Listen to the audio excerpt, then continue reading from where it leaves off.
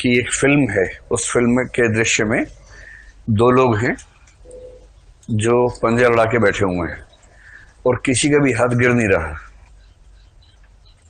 आपने अगर ये वाला खेल खेला हो, आर्म रेसलिंग जिसको बोलते हैं, पंजा लड़ाने वाला खेला ही होगा, है ना। इस खेल में कुछ लोग तो लठेट टाइप के होते हैं, भम ऐसे मारते हैं। वो इस खेल के असली खिलाड़ी नहीं होते।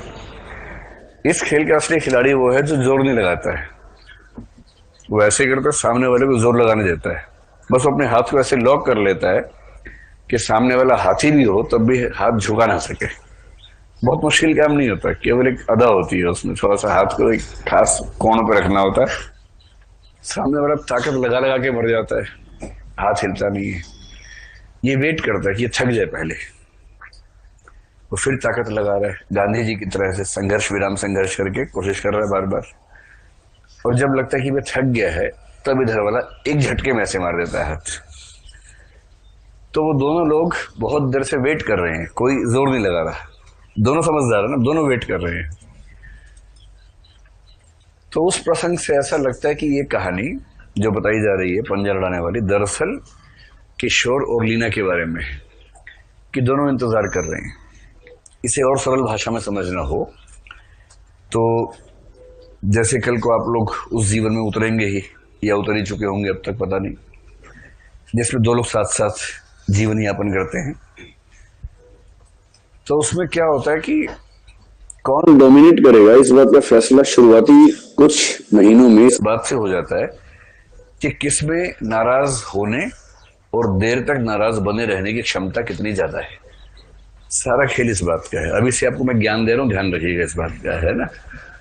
मुझे तो मेरे टाइम पे किसने दिया नहीं था, पर मैं आपको दे रहा हूँ। हमें तो खुद ही अर्जित करना पड़ा सीख सीख के, लेकिन आप लोग तो अभी उस रास्ते में बढ़ेंगे।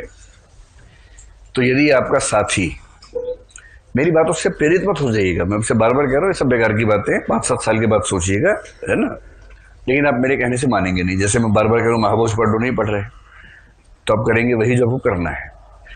कहीं आप ऐसा कोई रास्ता चुने अपने लिए, तो बस एक गाइडेंस थोड़ी सी साथ में रहे। मैं तो इस भाव से, अब मैं जिस उम्र में ना, उस उम्र में आदमी उपदेश दे मेरा मानता नहीं है, उसका मन करता है बच्चा मेरे तो ज्ञान दे ही दे उसको किसी तरह से। तो सारा खेल इस बात का होता है।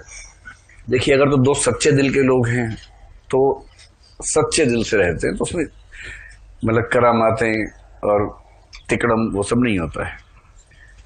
कभी कभी क्या होता है, दोनों तिकड़म में मिल जाते हैं, तब ठीक है, तब चेस का खेल चलता रहता है जीवन में लगातार। इसका घोड़ा, इसका ऊंट, इसका वजीर, इसका वो चलता रहता है। दिक्कत तब है जब एक तिकड़े में हो और एक भोला भाला व्यक्ति हो, तो भोला भाला व्यक्ति फंस जाता है बेचारा। तो ऐसे मामलों में दबाव बनाने की युक्ति क्या होती है कि जो इमोशनली कमजोर है थोड़ा सा, दूसरा व्यक्ति उससे नाराज होता है बार बार।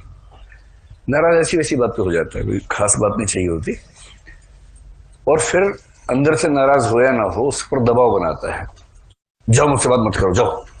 सामने वाला कह रहा है नहीं ऐसे मत करो, मुझसे बात कर लो, प्लीज बात कर लो, मुझे नींद नहीं आएगी, प्लीज मुझसे बात कर लो। और इसको लगता है कि चलो मेरी चाल ठीक पड़ी है। फिर ये एहसान दे आता है, नहीं बात करो, ठीक से रहा करो, अगर आज के बाद ऐसे की बात नहीं करूंगी तुमसे मैं। तो नहीं, मैं आगे से ठीक से रहूंगा, तुम ऐसे बस मत बोलो। और आंसू भी आ गए आंख में, और पता नहीं क्या क्या हो गया, गिल्ट फीलिंग, ये फीलिंग, वो फीलिंग सब आ गई। इसको गुस्सा था ही नहीं, ये नौटंकी थी बेसिकली, ये दबाव बनाने की साजिश थी। अब अगली बार के लिए तय हो गया कि जैसे नाराज होगा ये व्यक्ति बहुत जल्दी माफी मांग लेगा। फिर आमतौर पर संबंधों में क्या होता है कि एक व्यक्ति का काम नाराज होना होता है, दूसरे का काम माफी मांगना होता है। आप सबको हंसी जो आ रही है मैं समझ रहा हूँ, पापा पापा मम्मी याद आ रहे होंगे आपको अपने अपने कि पापा मम्मी में से एक नाराज होता होगा, एक माफी मांगता होगा। ये सारे स्टैंडर्ड सभी फिक्स होते हैं जब शुरुआत में पहली बार वो लोग आपस में मिलते हैं, उसी समय तय हो जाता है।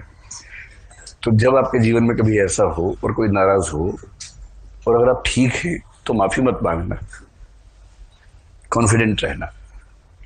अगर कोई आपसे कहे कि कल से बात नहीं करूंगी, तो बोलना कल से क्यों, आज से क्यों नहीं, let us start from today.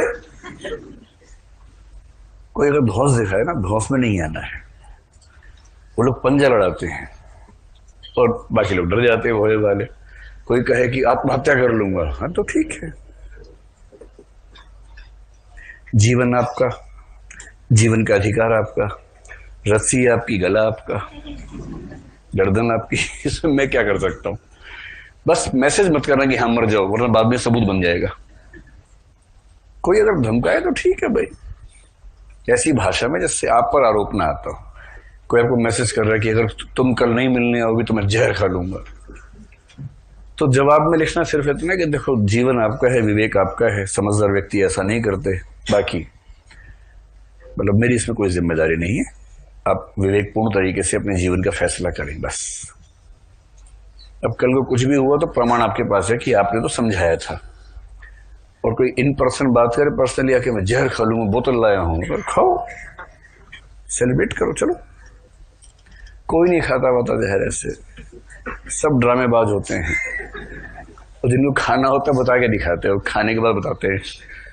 कल एक वीडियो आया, एक औरत ने जहर खा लिया, एक औरत ने उसको पानी वानी मारा कि क्यों जहर खाया बोली मेरा मोबाइल गुम हो गया